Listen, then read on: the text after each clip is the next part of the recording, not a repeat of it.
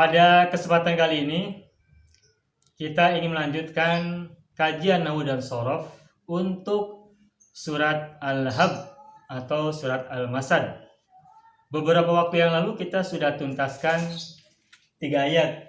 Tabbat yada abi lahabi wa tabba ma aghna anhu maluhu wa ma kasab sayasla naran zata lahab.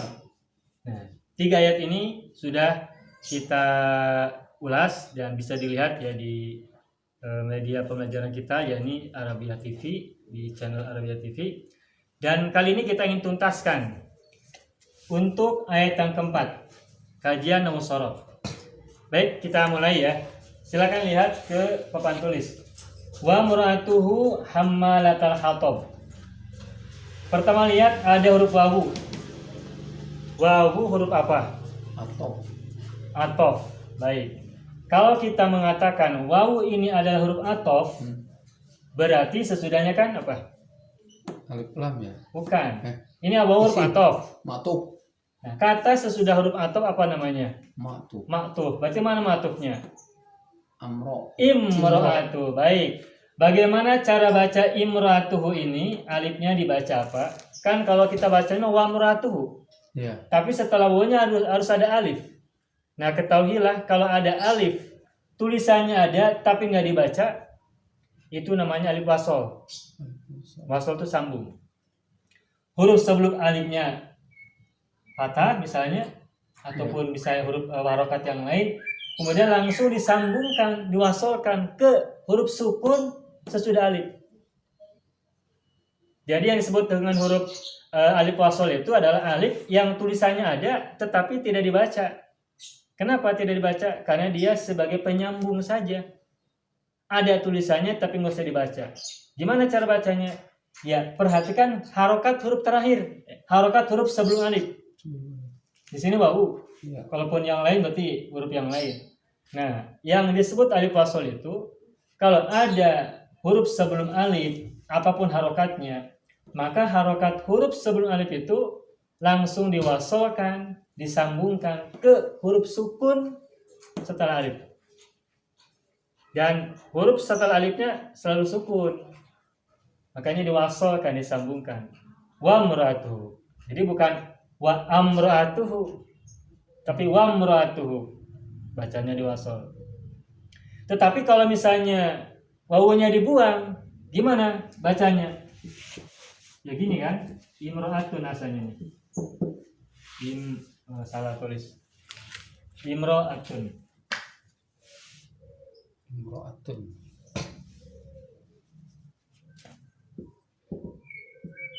Imro'atun. Nah, ini kan alifnya nggak dikasih harokat oleh saya. Apa harokatnya? Kalau alifnya alif wasol yang bukan alif lam, maka alifnya dibaca kasroh. Imro'atun. Kayak ini nih. Ada alif wasol juga. Alifnya dibaca apa? Ijtama'a. Satu lagi ya. Wastagfir. Ini alifnya dibaca apa nih? Istighfar kasroh. Istighfar. Kalau sebelumnya ada huruf wawu atau fa atau huruf lain, maka kalau wawu wam ratun wajtama'a wastaghfar. Nah, tetapi kalau huruf sebelum alifnya itu ditiadakan, maka alifnya itu harokatnya dibaca kasroh. Cara membaca alif wasol ketika sebelumnya tidak ada huruf, tidak ada harokat yang lain pada huruf yang lain, maka alif wasolnya itu dibaca kasroh. Imratun ijtama istaghfaro istahsana inkasaro inkota. Kalau alif wasolnya bukan alif lam, tetapi beda kalau alif lam. Misalnya nih, al-kitabu. Misalnya nih, ada huruf wawu ya. Wal-kitabu. Ada wawu kan? Nah, cara bacanya gimana? Meskipun ada alifnya, alif masih dibaca. Bacanya gimana? Wal-kitabu. Huruf harokat fathah pada wawu ini, wa, langsung disambung, diwasol ke sukun pada huruf lam. Wal-kitabu. Wallahu. War-rasulu. Nah, Tetapi kalau wawunya dibuang, maka si alifnya dibaca apa? Al. Nah, ini mah al-kitabu. Beda sama yang ini. Imra'atun ijtama istaghfara. Sedangkan ini alif wasal juga. Al-kitabu ini alifnya alif wasal juga. Karena ketika ada huruf sebelumnya, alif itu masih dibaca. Nah, tetapi kalau huruf sebelum alif ini dibuang, maka si alifnya enggak dibaca kayak ini, enggak dikasrokan, tapi fathah. Al-kitabu, Allahu, ar-rasulu, an-nabiyyu dan yang lain-lain. Maka kesimpulannya, cara membaca alif wasal itu, kalau sebelumnya ada huruf, maka alif wasal nggak usah dibaca. Huruf sebelum alifnya langsung disambung dengan sukun atau huruf sukun setelah alif. Itu diwasalkan. Nah, tetapi kalau huruf sebelum alifnya itu ditiadakan sehingga alif itu menjadi huruf pertama pada sebuah kalimat, maka alifnya dibaca kasroh. Dibaca kasroh alifnya. Kecuali alif wasol yang terdapat pada alif lam. Dibacanya a fathah. Al-kitabu, ar-rasulu, al-madrasatu, al-masjidu. Jelas ya? Maka ini bahasanya wa muratuhu. Kalau di penggal-penggal bahasanya wa imro'atuhu. Oke ya, baik. Jadi wa huruf athof. Kita hapus dulu.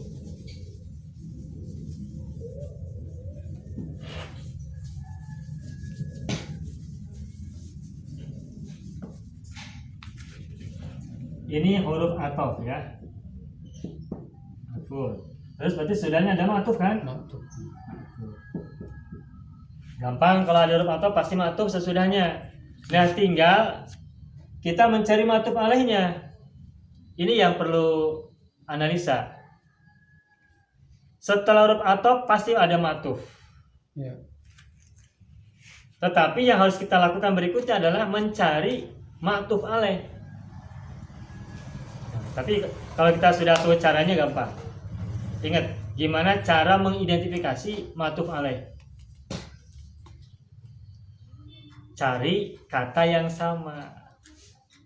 Kata yang sama itu jenisnya, harokatnya, kedudukannya. Kalau jenis kelamin laki perempuan nggak ngaruh, nggak masalah. Laki dan perempuan bisa saling atop matuk boleh. Tapi yang jelas harokatnya harus sama, kedudukannya harus sama, dan jenisnya harus sama. Kalau ma'tufnya isim, berarti cari ma'tuf alaihnya yang isim. Kalau ma'tufnya ini domah atau rofa, cari ma'tuf alaihnya yang rofa atau domah. Kalau misalnya ma'tuf alaihnya, kalau misalkan ma'tuf ini kan domah, berarti rofa kan? Nah, tinggal kita cari kata yang cocok menjadi ma'tuf alaih buat wa muratuhu. Tinggal kita cari apa kedudukan dari wa muratuhu setelah tahu apa ma'tuf alaihnya. Nah, coba mana ma'tuf alaih dari imratuhu?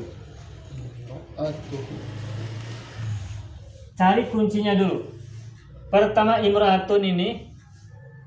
Imratu ini adalah gabungan dua kata. Imratu dengan hu. Ya. Berarti apa tuh gabungan dua kata itu? Imratuhu. Imro'atun sama hu. Iya. Imratun sama hu itu berarti apa? Imratun isim. Ya. Tadi kan imratun tambah boto ujungnya. Ya. Cirinya kan tambah boto berarti isim. Tambah hu kan domir. Ya, domir. Kalau ada domir nempel sebelum isim, Ya. maka domir mutasil itu namanya mudhof ilaih kan? Ya, mudhof ilaih. Berarti imratunya apa? Mudhof. Berarti imratu ya. Imratunya sendiri adalah mudhof nih. Nah, hu-nya mudhof ilaih. Tuh. Mudhof ilaih. Tetapi imratu sendiri adalah ma'tuf. Ma'tuf. Wawu huruf ataf imratuhu ma'tuf. Ma'tufnya terdiri dari mudhof dan mudhof ilaih. Mudhofnya imratu, mudhof ilaihnya hu. Domir mutasil. Kita tegaskan lagi, kalau ada domir mutasil nempel setelah isim, maka domir mutasil itu pasti mudhof ilaih. Berarti isim sebelumnya namanya mudhofun. Berarti imro'atun mudhof ilaih Ya. atau idhofat. Nah, harokat mudhofnya kan imro'atu dhammah tuhnya. Ya. Berarti rofa kan? Kalau gitu, bagaimana cara mencari ma'tuf alaih dari kata imro'atu? Cari pada ayat sebelumnya yang dia adalah isim dan dia adalah rofa. Coba kita cek di ayat Yang ketiga. persis. Saya selana ronda talahab. Ada isim nggak di sini? Ada. Naron isim, tanwin Isim, cirinya. Lahabin isim juga, tanwin cirinya. Nyambung nggak kalau lahabin atau naron sebagai matuf alaih dari imro'atu? Tidak. Gak nyambung, karena ini domah, ini kasroh, ini fathah. Ya. Ini majrur, ini mansub, sedangkan ini marfu. Gak cocok jadi matuf alaih untuk imro'atu. Saya setelah ini fil mudhari, gak cocok. Ya, cocok. Karena ini fi'il, sedangkan ini isim. Beres, ayat ketiga 3 mungkin. Lantas ayat yang kedua cari ma'aghna anhu maluhu wa ma kasaba. Dari ma dulu, makan huruf nafi, Ya. gak cocok. Aghna fil madi, gak cocok jadi matuf alaih untuk imro'atuhu. Anhu jar majur, gak cocok. Maluhu, hartanya, tidak bermanfaat hartanya. Nah, ini isim nih. Nah, isim. Betul. Isim. Nah, ini mungkin. Tapi enggak. Hartanya tidak bermanfaat baginya hartanya wa ma kasaba, dan apa yang ia usahakan. Nah, kalau gitu dibantu dengan makna ma'aghna anhu maluhu wa ma kasaba, kan artinya tidak berguna, tidak bermanfaat baginya, bagi Abu Lahab, hartanya dan apa yang ia usahakan. Begitu juga istrinya. Jadi kalau pemahamannya imra'atu ini ma'tuf alaihnya adalah hartanya, berarti kan di sini hartanya tidak berguna bagi Abu Lahab. Ya. Berarti kalau gitu istrinya pun tidak berguna bagi Abu Lahab. Karena imra'atuhunya ma'tuf alaihnya kepada maluhu. Kalau imra'atuhunya ma'tuf alaih kepada maluhu, berarti maknanya adalah tidak berguna bagi Abu Lahab hartanya dan apa yang ia usahakan, dan juga istrinya. Istrinya tidak berguna bagi Abu Lahab. Masalahnya selama bergaul suami istri itu, Abu Lahab sama istrinya saling bantu nggak? Apa mereka tidak saling memanfaatkan? Pasti saling memanfaatkan Ya, kan? ya betul. Berguna. Berguna, berarti bermanfaat satu sama lain. Ya. Berarti secara makna, meskipun secara bahasa nahwu, Ya. secara nahwu Nyambung. saja imra'atu ini ma'tuf alaihnya Sama kepada malu. malu, tetapi dari segi mana nggak cocok. Iya. Sehingga memahami ma'tuf alaih atau mencari ma'tuf alaih itu selain dilihat dari karakteristik kedudukan kata dalam kalimat atau i'rab atau jenisnya dari segi nahwu, juga perlu dibantu oleh pemahaman makna. Jadi kesimpulannya ayat yang kedua nggak cocok menjadi ma'tuf alaih bagi imra'atuhu. Tinggal ayat yang pertama, dan nggak mungkin nggak ada, mungkin nggak ada, pasti ada di ayat yang pertama. Ayat ketiga nggak ada, ayat kedua nggak ada. Berarti yang ayat pertama, karena nggak mungkin tidak ada yang namanya huruf atop, ada ma'tuf alaih. Ya. Nah, berarti ada di ayat yang pertama. Nah, kita analisa di mana bagian yang mana pada ayat yang pertama itu yang cocok menjadi ma'tuf alaih bagi imra'atuhu. Tabbat yada abi lahabin. Apa namanya? Telah binasa dua tangan Abu Lahab, wa tabba, dan dia sendiri Abu Lahab juga binasa atau celaka. Wa huruf atop ma'tufnya adalah tabba ma'tuf alaih kepada tabbat. Kedua tangan Abu Lahab itu binasa, dan Abu Lahab juga binasa. Bukan tangan doang. Nah, tabba ini fil madi domirnya huwa, fa'ilnya adalah mustatir, domirnya huwa kan? Ya. Kembali kepada Abu Lahab. Berarti dalam kalimat tabba itu Abu Lahab adalah sebagai fa'il. Cuman diganti pakai domir. Berarti kalau fa'il kan rofa, marfu. Fa'il kan rofa, marfu ya. Ya. Nah, cuman karena tabba domir fa'ilnya itu mustatir, domir mustatir, takdirnya huwa, maka nggak kelihatan lagi Abu Lahab karena sudah kembali ke kata Abu Lahab yang terdapat pada kata sebelumnya, sebelum watabba. Nah, sehingga meskipun Abi Lahab ini tidak ditulis ulang dalam kata watabba, tetapi dalam kata tabba ini sesungguhnya ada fa'il yang domirnya mustatir, dan fa'il itu adalah kembali ke Abu Lahab. Dan dalam kata tabba, Abu Lahab itu sebagai fa'il. Meskipun kalau di sini Abi Lahab sebagai mudhof ilaih, ya ada mudhof, Abi Lahabnya mudhof ilaih. Tetapi dalam kata tabba, nama Abu Lahab itu sebagai pelaku, sebagai fa'il, makanya rofa. Telah binasa kedua tangan Abu Lahab, dan dia juga Abu Lahab telah binasa. Tidak berguna baginya hartanya dan apa yang ia usahakan. Dia akan menempati, akan memasuki neraka yang memiliki api yang menyala-nyala. Wa mru'atuhu, dan juga istrinya. Tuh. Jadi istrinya itu apa? Ikut celaka juga, ikut binasa juga. Berarti imru'atuhu ini ma'tuf alaihnya itu ke Abu Lahab yang ada dalam kata tabba sebagai fa'il. Kalau ini kalau ini misalkan dirinci, asalnya adalah watabba Abu Lahabin. Tuh.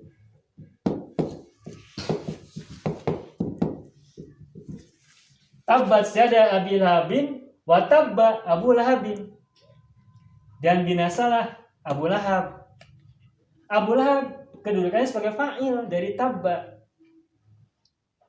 Karena fa'il maka rofa. Cirinya rofa adalah doma. Karena Abu Lahab adalah asmaul khamsah, maka domanya ditambahkan waw. Abu Lahabin. Nah, ini baru cocok sebagai ma'tuf alaih. Ma'tuf alaih untuk imratuhu. Jadi nyambung kalimatnya itu. Dan binasalah Abu Lahab dan istrinya, atau dan juga istrinya ikut binasa, ikut celaka. Berarti ma'tuf alaihnya tersembunyi. Ma'tuf alaihnya tersembunyi, domir mustatir. Taba. Dari kata tabba. Dari taba. Ari ma'tuf nama kelihatan, zohir. Ya. Ari ma'tuf alaihnya mustatir. Berupa domir ya, domir mustatir. Kebalikan dari zohir kan domir. Ya. Nah, ini domir, cuman mustatir, tersembunyi. Tersembunyi. Jadi ma'tuf alaih itu bisa terjadi antara yang zohir dengan yang domir. Tidak harus zohir sama zohir. Tidak harus domir sama domir. Bisa juga zohir dengan domir. Domirnya bisa mustatir bahkan, yang tersembunyi. Gitu ya. Taba. Ya. Buat taba. Tabba. Selesai. Wa imra'atuhu. Nah, berarti imra'atuhu ini bawanya huruf athof, imra'atuhu-nya ma'tuf alaihnya kepada domir mustatir yang rofa kedudukannya yang terkandung dalam kata tabba, yakni tepatnya adalah Abu Lahabin. Oke ya. Nah ini wa mra'atuhu hammalatal hatabi. Nah ini yang perlu diulas. Di sini hammalatal hatab, hamalata tanya fathah. Hamalata itu dari kata hammalatun ya. Hammalatun asalnya, hammalatun. Perempuan yang suka membawa atau perempuan yang menjadi tukang membawa. Orang yang suka sehari-harinya, profesinya suka membawa. Beda sama hamilun, beda sama hamilatun. Kalau hamilatun perempuan pembawa. Membawanya itu bisa sekali-kali kalau hamilatun. Tapi kalau hammalatun ini membawanya itu sering. Sehingga udah menjadi profesi, udah menjadi kebiasaan, rutinitas. Ahli lah. Hamilatun. Hammalun asalnya. Hammalatun. Hamilun, hammalun. Karena perempuan jadi hamilatun, hammalatun. Jarang hamilatun ya. Hamilatun mah artinya perempuan pembawa. Membawanya itu jarang. sekali-kali, jarang-jarang. Hamil. Ya, Hamil ya. perempuan hamil. Pembawa. Ya, ya. Kenapa perempuan hamil itu di bahasa itu hamil? Karena hamil itu artinya Pembawa. pembawa yang membawa, Anak. membawa janin, anak dalam perut. Kali-kali. Ya. Kenapa nggak hamal? Ya karena membawanya tidak tiap hari kan, sama masa kandungan aja. Setelah kandungnya selesai lahir ya udah. Kecuali kalau ngandung lagi. Gitu. Hamilatun kalau suka membawa sering rutinitas banyak berulang-ulang hammalatun. Ini sigotnya sigot mubalaghah. Sigot. Mubalaghah. Tunnya. Enggak, hammalun itu Hammalun. sigot mubalaghah. Kayak fattahun dari fatihun fattahun. Fattah. Kasyifun kasyafun. Fatihun artinya orang yang membuka. Nah, kalau fattahun orang yang sangat sering membuka atau yang sangat ahli di bidang membuka. Allah kan kalau kita menyebut Allah itu ya fattahal qulub, wahai zat yang suka membuka hati, yang ahli dalam membuka hati, yang berulang-ulang, yang sering, yang punya kemampuan yang luar biasa dalam membuka hati manusia. Sattarul uyub, wahai zat yang suka menutupi aib-aib. Asalnya satirun sattarun. Sattar. Kasyifun kasyafun. Kasyifun orang yang menyingkap. Kalau kasyafun orang yang suka menyingkap, yang sering menyingkap, yang ahli dalam penyingkapan. Ya kasyafal kurub, wahai zat yang punya keahlian, yang ahli dalam menyingkapkan kesulitan-kesulitan. Nah, kembali ke sini. Di sini jadi hamilatun lalu jadi hammalatun, berarti ini ahli ya, sering. Dari segi mana kan hammalatul hatab ini artinya kan perempuan yang suka membawa kayu bakar. Hammalatun perempuan yang suka atau sering atau berulang-ulang membawa al-hatab kayu bakar. Ini hammalatul hatab ini susunannya adalah mudhof ilaih. Hammalata mudhof, al-hatabi mudhof ilaih. Ya. Al-hatabi kenapa kasrah? Karena dia mudhof ilaih. Nah, yang kita ingin bahas ini hammalata. Kenapa hammalata ini fathah? Hammalata. Gini. Kalau kalimat wa mura'atuhu terpisah dari ayat yang pertama, ayat sebelumnya, maka kalimat ini adalah wa mura'atuhu hammalatul hatabi. Kalau terpisah. Saya ulang lagi ya. Kalau ayat yang keempat ini terpisah dari ayat yang pertama, maka bacanya adalah wa mura'atuhu hammalatul hatabi, dan istrinya adalah pembawa kayu bakar, perempuan yang suka membawa kayu bakar. Kalau ininya domah berarti imra'atunya ini adalah mubtada, hammalatul hatabi adalah khobar, mubtada khobar. Kalau terpisah bacaannya nomor ayat 4 dari ayat yang pertama, maka bacanya adalah wa muratuhu hammalatul hatabi. Nanti artinya dan istrinya Abu Lahab itu adalah pembawa atau perempuan tukang membawa kayu bakar. Imratuhu wa muratunya adalah mubtada, hammalatul hatabi adalah khobar.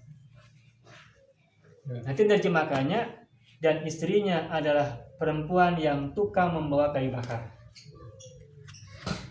Nah, lalu pertanyaan, kenapa tidak dibaca hamalatul dalam ayat ini, tapi hamalata? Nah, ini dari segi ilmu linguistiknya ya, dari segi maknanya. Dari segi bahasa bisa saja dibaca hamalatul karena khobar. Tapi kalau dibaca hamalatul, dia sebagai khobar, nanti ayat yang keempat ini Harus terpisah. terpisah maknanya dari ayat yang sebelumnya. Karena terpisah seolah-olah dia tidak punya keterkaitan. Sehingga maknanya kurang dalam. Ini kan kita lagi cerita tentang Abu Lahab nih, ayat pertama. Ya. Ayat kedua masih cerita tentang Abu Lahab. Ayat ketiga masih cerita tentang Abu Lahab. Ya. Ayat keempat tiba-tiba dijelaskan dan istrinya Abu Lahab itu adalah tukang pembawa kayu bakar. Hanya menjelaskan itu saja, ada maknanya enggak? Tidak ada. Kurang memberikan pemahaman, kurang memberikan kedalaman makna. Hanya sifatnya khobari, informatif. Ikhbari atau khobari ya. Hanya informatif bahwa seperti kalau gitu Allah memberitahu kepada kita pembaca Al-Quran ini bahwa hei orang-orang yang baca Al-Quran, istrinya Abu Lahab itu adalah tukang pembawa kayu bakar. Cuma gitu aja, hanya ngasih tahu. Dia kan datar maknanya. Satu penting. Asal tidak penting, hanya ngasih tahu aja. Kalaupun ini nggak disebutkan pun, ya nggak ngait, nggak ada kaitan. Kalau maknanya terpisah. Nah, itulah sebabnya kenapa ini dimatufkan kepada Abu Lahab, agar maknanya ada keterkaitan bahwa si istrinya Abu Lahab ini ikut binasa sama dengan suaminya Abu Lahab. Nah, karena wa muratu ini kedudukannya sebagai ma'tuf untuk Abu Lahab yang ada di ayat pertama. Nah, sehingga di sini kan Abu Lahab tidak ada khobar. Ma'tuf alaih sama ma'tuf itu harus sama. Kalau ma'tufnya rofa, ma'tuf alaihnya rofa kan ya? Ya. Oke. Terus kan tadi kita sudah sampai pada kesimpulan bahwa ma'tuf alaih dari imratu adalah Abu Lahab. Nah, di sini Abu Lahab ada khobarnya enggak? Tidak ada khobar, karena kan Abu Lahab di sini sebagai fa'il yang mustatir kan? Ya. Nggak ada khobar, nggak ada kalimat berikutnya. Abu Lahab misalnya pembawa kayu bakar, nggak ada khobar bagi kata Abu Lahab ini, nggak ada khobar. Abu Lahab pada ayat yang pertama ini kedudukannya bukan sebagai mubtada, hanya sebagai fa'il karena diawali oleh fi'il. Sehingga kalau gitu maka imratu ini sama kedudukannya pun sebagai fa'il dari kata tabba. Tabba fa'ilnya dua, Abu Lahab dan imratuhu. Karena Abu Lahabnya adalah fa'il, bukan mubtada yang butuh khobar, maka wa imratuhu juga tidak bisa jadi mubtada. Dan karena wa imratuhu tidak bisa jadi mubtada, berarti dia tidak punya khobar. Itulah sebabnya karena kata sesudah imratu ini tidak bisa jadi khobar, maka tidak bisa dibaca hamalatu. Karena kalau hamalatu itu khobar. Kalau khobar berarti ini mubtada, imratunya. Kalau imratunya mubtada berarti nggak ada kaitan dengan ini. Nggak ada makna binasa. Nggak ada makna bahwa istrinya Abu Lahab itu ikutan binasa kalau imratunya sebagai mubtada. Sedangkan maksudnya di sini ayat ini adalah ingin mengaitkan bahwa istrinya Abu Lahab juga ikut binasa sebagaimana Abu Lahab suaminya. Karena Abu Lahabnya adalah fa'il, maka imratu pun ma'tuf juga sebagai fa'il. Berarti kata sesudah imratu tidak mungkin jadi khobar, maka tidak mungkin doma. Kalau nggak mungkin doma gimana? Kasroh. Kasroh nggak mungkin. Kalau kasroh kan kalau ada huruf jar. Ini sebelum hamalah ada huruf jar nggak? Nggak ada. Nggak ada. Berarti domah tidak bisa, kasroh juga tidak bisa. Lantas apa? Ya fathah. Harokatnya jadi fathah. Pertanyaannya, apa kedudukan hamalata fathah ini? Kedudukannya hamalata adalah halun. Hal. Ini kedudukannya adalah hal. Hal itu adalah ismun mansubun. Hal itu artinya keadaan. Keadaan yang menceritakan orang yang diceritai, yang diceritakan. Pembawa kayu bakar. Siapa ini yang membawa kayu bakar? Istrinya kan? Istrinya. Siapa yang diceritakan? Hamalata ini keadaan yang sedang menceritakan siapa? Keadaan yang menceritakan istrinya Abu Lahab kan? Ya. Maka hamalatin adalah hal dan sohibul halnya